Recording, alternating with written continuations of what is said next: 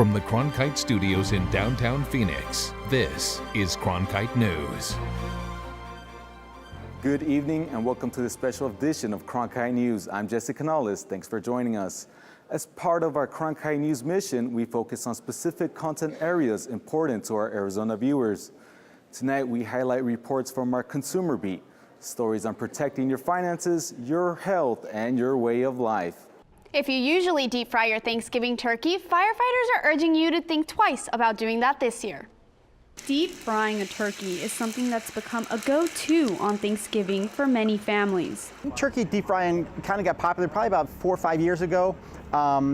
Actually, I've done it a few times as well, but I've actually switched to the oilless one just because of that issue with the oil.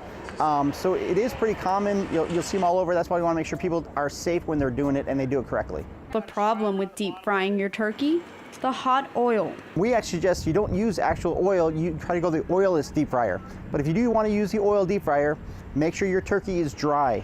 That's the big key. Any water will make that oil boil over and then get down to that flame. And the outcome of a turkey fryer fire can be a devastating one. We've had some severe burns, lifelong burns. Luckily, we haven't had any fatalities in the last 10 years from those, but we've had injuries associated with them, arms, hands, face. It's just dangerous. You've got superheated oil and you've got an active flame. The Phoenix Fire Department does offer some tips on staying safe when it comes to cooking this Thanksgiving. Make sure you have a proper up-to-date fryer, that you know that you're filling it up to the exact height that it needs to be with the oil. You have a fire extinguisher nearby.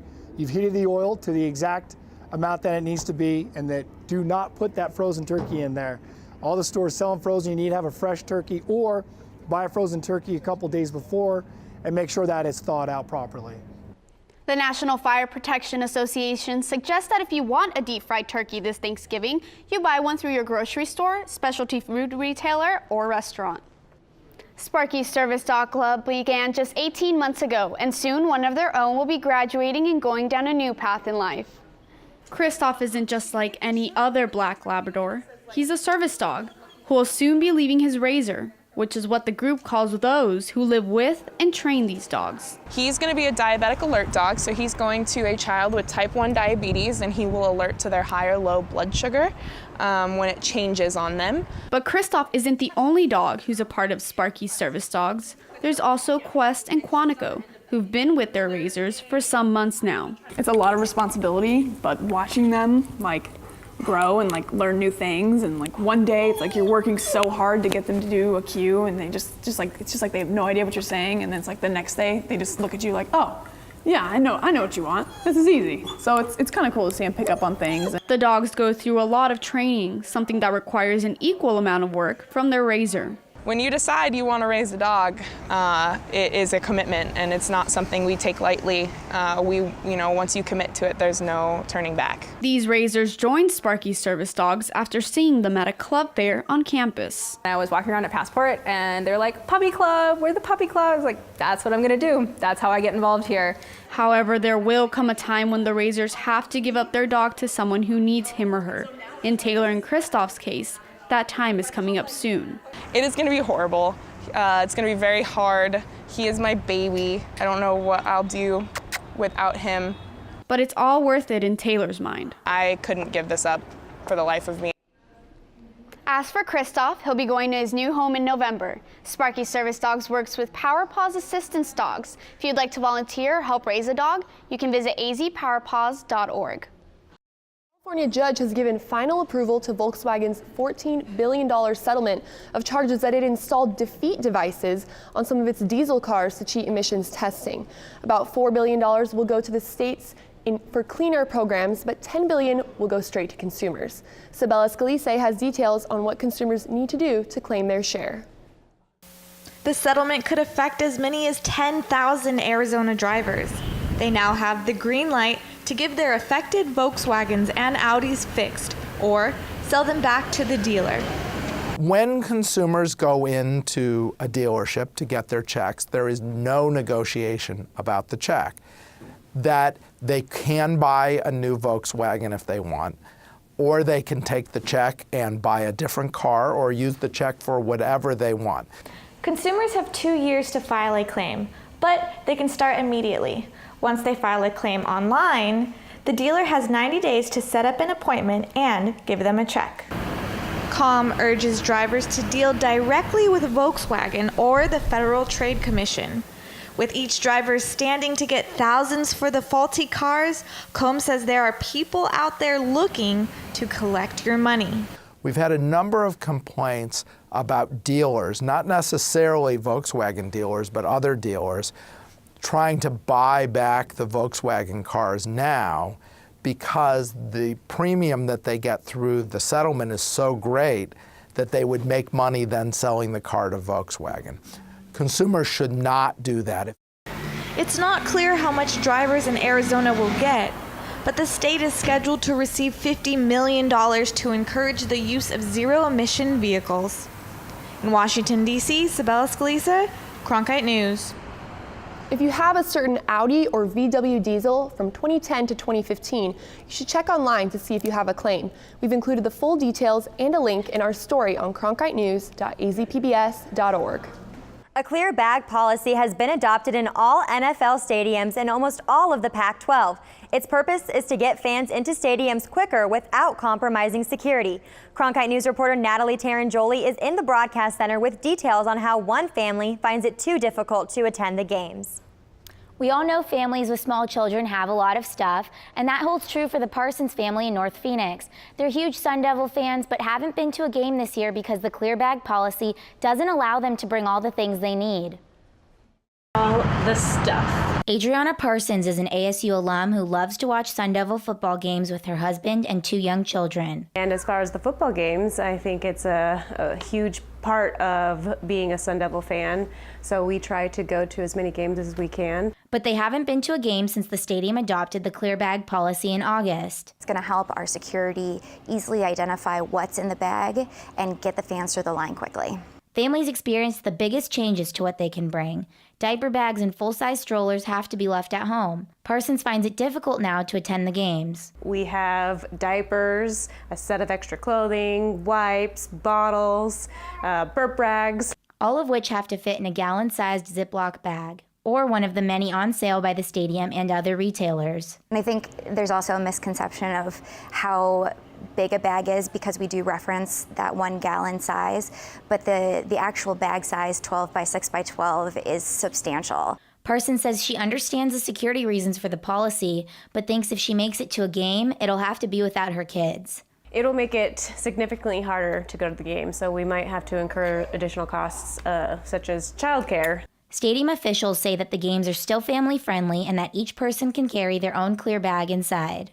This is an example of probably the largest 12 by 6 by 12 bag that you can bring in. As for Parsons, she plans on watching the next Sun Devil football game from home. Spokespeople for both Sun Devil and University of Phoenix stadiums said they have received mostly positive feedback about the clear bag policy and that they want to keep up the tradition of families going to the games. Live in the broadcast center, Natalie Taranjoli, Cronkite News. All 10 Maricopa Community College are now offering a 50% discount to senior citizens, but there's a bit of a catch. Seniors who wanted to take advantage of the deal were told they couldn't register for classes until after the class already started. Cronkite News reporter Alicia Gonzalez explains why this is an issue and how the community colleges are handling it. 72-year-old Barbara Lacey has been an art student at the Maricopa Community Colleges for the past 13 years. I was just thinking this morning, I don't know what I'd do if I didn't have painting to do. We're a family, we support each other. The majority of us have been here 5 years, 6 years, 10 years. Some have been here 13, 14 years. Lacey was excited to learn about the 50% discount. So I just thought, wouldn't it be nice if we had one? So they announced it. But the kick was you couldn't get it until the classes actually started for 20 minutes, and then you signed up to get your 50% discount. The way our class runs, if every senior waited to sign up after the class has been going for 20 minutes on the first day, the class would have been canceled 2 weeks before. So there's no way more than 2 or 3 people could get the discount. Associate Vice Chancellor of Student Affairs Felicia Gander said that the original intent of the program was to provide the opportunity for the seniors at the 50% discount rate only if there were a few seats left open in the class. Looking at all of our college courses and those that are typically at the 25 seat capacity, when we have 21 or 22 students who are signed up for those courses, then those 3 to 4 spaces would be available for those who would like to take it for enrichment purposes. Art instructor Robert Yu said his classes are usually filled with 70 to 80% seniors. So without their support, his classes probably won't continue. Think about it, those seniors who support us, I think they're being penalized, not getting. So a lot of people come to me and say, this is not fair, because why certain people get, and for us, we've been here for 10 or 20 years, we're not eligible to get the discount. Instructor Yu said it was all the conditions attached to the discount that made it confusing and hard for the seniors to take advantage of. We want to make sure that whatever we provide in the next semester looks a little different and provides opportunities for our 65 and over age population at our colleges. Instructor Yu said that a lot of his students are going to write letters to the governing board to give their input on the process. In Scottsdale, Alicia Gonzalez, Cronkite News.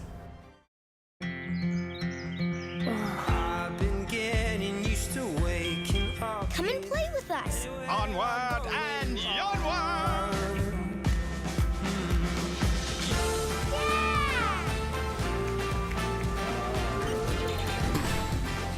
Good ideas open up a whole new world of possibilities. The more you know about history, the more you know about yourself. The sky is the limit. Where I go, there you are.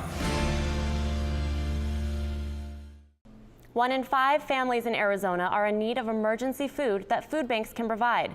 But they don't usually have the healthiest options, and people with dietary restrictions usually can't eat what's been donated. Cronkite News reporter Natalie Tarangioli takes us to a special food bank filling those needs. Unfortunately, at least a good 70–80% of boxes you get, you cannot eat. You literally can't eat.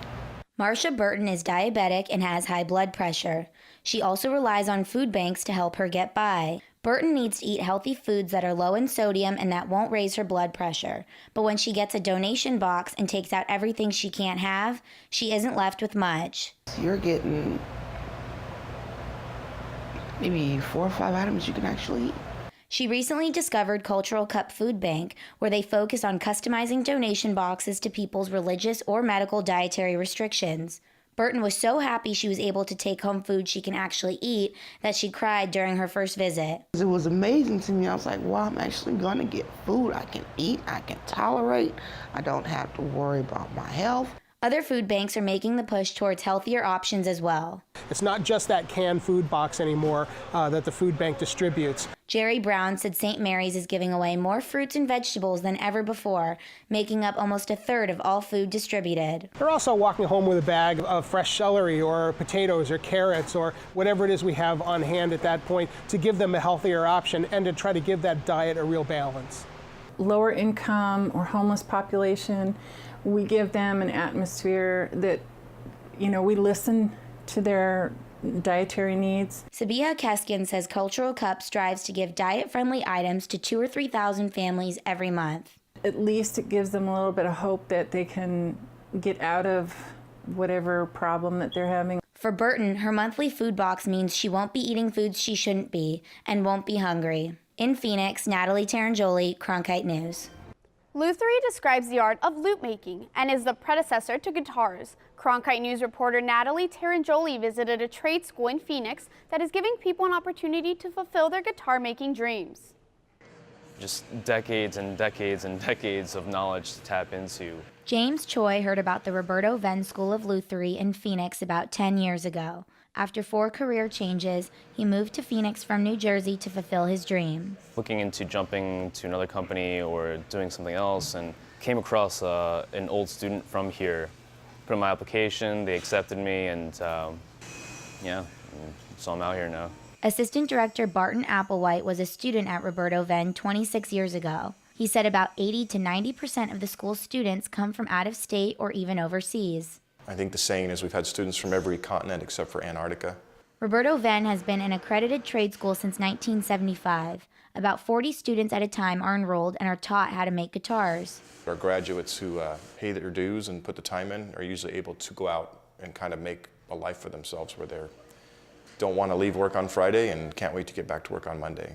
Students spend at least 10 hours a day, 5 days a week, crafting their guitars. Tuition runs about $14,000, including instrument material and tools. Students at the Roberto Venn School of Luthery have been working on their guitars since August 22nd. As you can see here, they're still fairly in the beginning stages. They're not quite at the halfway point, but after this 5-month program, they'll have completed 1 acoustic guitar and 1 electric guitar.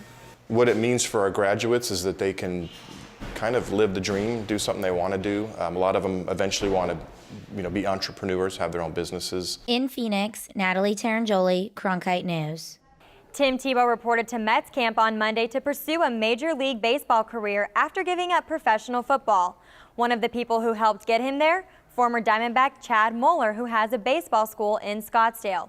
Cronkite Sports reporter Giselle Cancio visited the facility to learn what makes Moeller's school stand out. Former Major League Baseball player Chad Moeller planned to work for a front office after retiring, but he discovered a passion for teaching that steered him in another direction. I realized that I actually could get through to kids in ways that parents can't, ways that I couldn't in pro ball, and actually have an influence on their lives. What started as Moeller renting out space to hold hitting clinics has transformed into a baseball school in Scottsdale that includes 7 club teams. Michael Bronska's son, Aiden, was one of Chad's first clients in 2011, and his dad has seen a difference in his approach to the sport. He went from a pretty average little baseball player to having a love for the game, as well as learning excellent baseball skills. Moeller's baseball school goes beyond the swing of the bat. Statistics show less than 1% of high school baseball players make the major leagues, so Chad makes it a goal to teach them about life after baseball. I want to see these kids make this full spectrum of growing up, and knowing that I've been able to have an impact on those parts is incredibly important for me. And to 15-year-old Cole Garib, 3 things make Moeller's baseball school stand out. The coaching and the kids and the atmosphere. On average, the World Series champion works with approximately 1,500 athletes per year between clinics, lessons, and his club team. In Scottsdale, Giselle Cancio, Cronkite News. Moeller's long-term goal is to begin working with kids when they're young and develop them through high school. Sometimes kids who face challenges in their lives simply need a good bat cave and some superhero friends. Reporter Allison Hoskins was granted access to this top secret hideout. Tyson Copeland is raising money for the Colton Colwell Foundation's new Bat Cave, or as he calls it, a crime-fighting cave. Tyson would like to bring a new, bigger, badder Bat Cave so even more kids can get the chance to be the superhero Phoenix deserves. Kids that have like issues and everything come here and it brightens their days. The foundation was created after Charles Kent met a terminally ill 3-year-old named Colton Cowell and gave him a ride in his Batmobile. After Colton's passing, the foundation opened to let other kids experience the joy Colton did. Tyson Copeland is once again partnering with the Phoenix Police Department to raise even more money than last year. He went door to door, filling up mason jars with coins, collecting coins from his neighbors. He had asked the police department to step in. We stepped in, donated some funds. This year they came back and said, can you help us again? So here we are. Last year, Tyson raised $20,000. We'd like to double that this year. Tyson, alongside the police department and MidFirst Bank, want to get this bigger crime-fighting cave so that more kids can get the experience of a lifetime. The adventure begins with the kids finding out the Joker burned down the Batcave. But little do they know, they're standing right above a second secret Batcave. They then get to come down and fight crime and end their adventure in a ride in this, the Batmobile. Colton Cowell's mom works with the foundation, and she says being able to give kids the same experience her son had is incredible. It's been a healing process like no other. You know, I wish every parent who's gone through what I've gone through had this opportunity, because I always tell people, this is my time with Colton.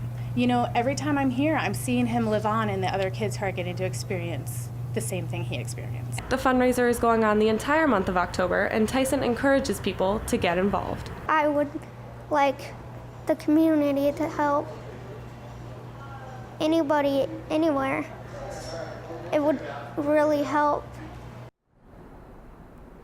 All Phoenix police stations will have mason jars where you can donate money to the project, or you can donate at MidFirst Bank. The bank has said that they will match the first $1,000 raised. Live in downtown Phoenix, Allison Hoskins, Cronkite News. A proposed change to an ordinance in Glendale could allow homeowners to raise unlimited amounts of chickens in their backyard, as long as they have 4,000 square feet of land. Cronkite News reporter Caitlin Greeno shares the benefits and the drawbacks if this ordinance passes. Well, contrary to what the pro-chicken people would like us to believe, chickens do smell. Michelle Tennyson is a realtor in Glendale. She says allowing to raise chickens in backyards would decrease property values in the homes she sells. If I'm showing a house and I walk in the backyard and there's a chicken coop next door, I can tell you right now that unless I have somebody who purposely wants to live in a neighborhood with chickens, we're not going to spend more than 5 seconds in that house. The ordinance is making a few changes. If approved, it would allow residents to raise chickens in all single-family residential zoning districts of the city and removing the limits on the number of chickens in those zoning areas. As long as you upkeep them, you keep the pen clean, you provide fresh fruit and water daily, you have a minimal amount, the smells, the noise, it's all irrelevant when it comes to backyard poultry. Other Glendale residents are concerned about the noise. I can just see that it's going to be a lot of noise. We're going to have more coyotes, hawks, flies. It's going to be a potential danger to have a chicken in my yard or any of my neighbors' yards. Pratt's Pets and Feed is located in Glendale, and the general manager there wanted to debunk some chicken myths. One of the common misconceptions with poultry is that they're actually loud, which is actually not true at all. Poultry are actually quiet at night. They don't make any sounds, they roost, so you don't have the nuisance of noise from you would like a barking dog. No date has been set for when the ordinance will be voted on. In Glendale, Caitlin Greeno, Cronkite News. Well, love is in the air. Community love, that is. Reporter Anthony Marroquin took a look at what the city of Phoenix is doing to help residents love their neighborhoods. Hidden in the old arts district along Grand and 11th Avenues lies an old park not many people have heard of. Families come hang out at the tables here and just, chill out. It's a great thing to have in the neighborhood. The park may not be bigger than a house lot, but it's important to the community here to give their kids even a small plot of land where they can feel safe while playing.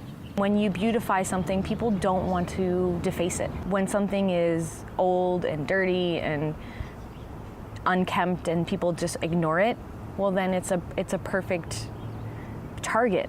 Community members heard that the city was offering grants to improve neighborhoods through the Love Your Block program.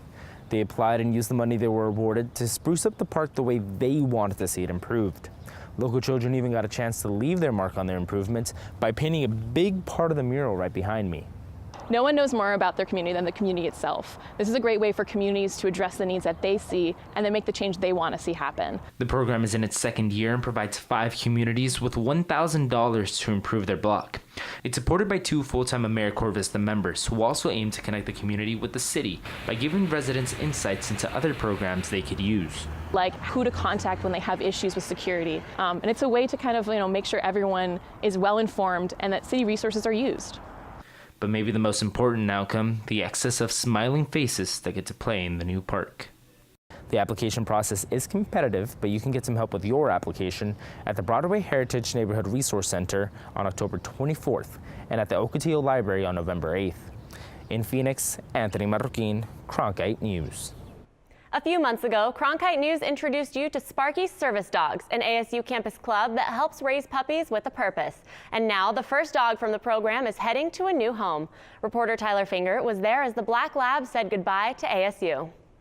I've actually been around him since the day he opened his eyes. Some might say the bond between an owner and her dog is like mother and child. He's my little wiggle worm. Just ask Arizona State University senior Taylor Randall about Kristoff, and she lights up. About Kristoff? For the last year and a half, Kristoff has been by her side, from his first steps in his shoes to the endless belly rubs. Kristoff was in training with ASU Sparky Service Dogs, with Taylor as his trainer. So that's him telling me something's wrong? Taylor has prepared him with all of the skills he'll need to succeed at helping his future owner. But the thing he hasn't prepared her for is leaving. So it's kind of bittersweet. Hard to say goodbye, but you know that they're going to make a difference in someone else's life, so it's worth it. After spending almost 2 years training at Arizona State, Taylor said goodbye to Christoph as he headed off to his new home, where he'll transition from a playful pup to a diabetic alert dog every day. Sit. Good boy. This is Mia. She's 6 years old and has type 1 diabetes, but you wouldn't know that by looking at her here. She's full of energy, exactly the way it should be. Christoph, can help me with my diabetes? But for Mia's mom, Tiffany, Christoph is going to do a whole lot more. Everything that she goes through on a daily basis that no child should go through, to have somebody that loves her and can protect her at the same time and help her is something that most people can't have. Even before Christoph's first official day with the family, he was already showing that love. When she was in the hospital like a week ago, Jessa brought her, and her anxiety went from being terrified to calm in no time. And as Mia heads home with Christoph, she's excited about one thing: playtime. Ball, and we won, and him get me on my back. Man's best friend making it a little easier for a little girl to have one more reason to smile. In Phoenix, Tyler Finger, Cronkite News. Christoph was trained at ASU as part of a partnership with Power Paws Assistance Dogs. If you would like to learn more about them, you can go to cronkitenews.azpbs.org. That's it for this special edition of Cronkite News. For top Arizona stories anytime, go to cronkitenews.azpbs.org.